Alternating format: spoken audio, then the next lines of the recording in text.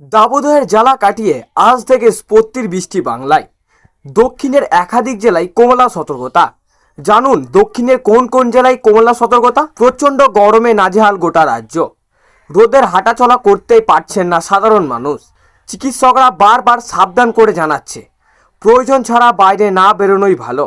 আর শরীরের জলের তাপমাত্রা অবশ্যই বাড়াতে হবে। তবুও আবার চোখ এখনও একদিকেই আবহাওয়া দপ্তরের পূর্বাভাসে। বৃষ্টি কবে নামবে, দক্ষিণবঙ্গবাসীর জন্য সেই অপেক্ষার অবসান ঘটতে চলেছে। আলিপুর আবহাওয়া দপ্তর জানিয়েছে আজ অর্থাৎ মঙ্গলবার দক্ষিণবঙ্গের একাধিক জেলায় বৃষ্টি ও কালবৈশাখীর সম্ভাবনা তৈরি হয়েছে। দক্ষিণের আজকের আবহাওয়া দপ্তরের বুলেটিন অনুযায়ী আজ পূর্ব বর্ধমান ও নদিয়া জেলায় ঘন্টায় 50 থেকে 60 কিমি বেগে কালবৈশাখী ঝড় আসতে পারে। এছাড়া পশ্চিম বর্ধমান, পুরুলিয়া, বাঁকুড়া, ঝাড়গ্রাম, হুগলি, বীরভূম, মুর্শিদাবাদ, পশ্চিম মেদিনীপুর, উত্তর 24 পরগনাতেও ঝড় বৃষ্টির সম্ভাবনা তৈরি হয়েছে। দাবদাহ কাটিয়ে অবশেষে দক্ষিণবঙ্গে আবারও স্পত্তির বৃষ্টির ইঙ্গিত মিলেছে। এদিকে দক্ষিণ পশ্চিম মৌসুমী বায়ু দ্রুত অগ্রসর হচ্ছে। হাওয়া অফিস জানাচ্ছে এটি ইতিমধ্যেই দক্ষিণ পশ্চিম ও দক্ষিণ পূর্ব বঙ্গোপসাগরের অনেক অংশ, আনন্দমান সাগরের অধিকাংশ জায়গায় ও আনন্দমহল নিকোবর দ্বীপপুঞ্জের ওপর দিয়ে এগিয়ে গিয়েছে।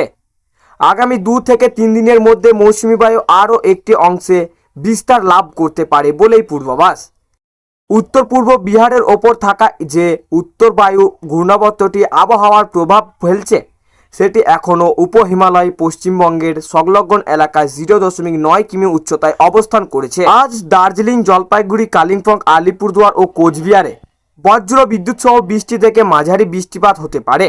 সঙ্গে থাকবে দমকা হাওয়া, যার বেগ ঘন্টায় 30 থেকে 40 কিলোমিটার। বুধবার উত্তরবঙ্গের দার্জিলিং, জলপাইগুড়ি, কালিম্পং, আলিপুরদুয়ার ও কোচবিহারে একই ধরনের বৃষ্টি চলবে, তবে দমকা হাওয়ার গতিবেগ 40 থেকে 50 কিলোমিটার হতে পারে। বৃহস্পতিবার থেকে উত্তরবঙ্গে বৃষ্টির পরিমাণ আরও বাড়তে পারে বলে ইতলিং। দক্ষিণবঙ্গে আগামীকালকের পূর্বাভাস। বুধবার বীরভূম, পশ্চিম বর্ধমান ও নদিয়ায় আবারও 50 থেকে 60 কিলোমিটার বেগে কালবৈশাখীর সম্ভাবনা রয়েছে।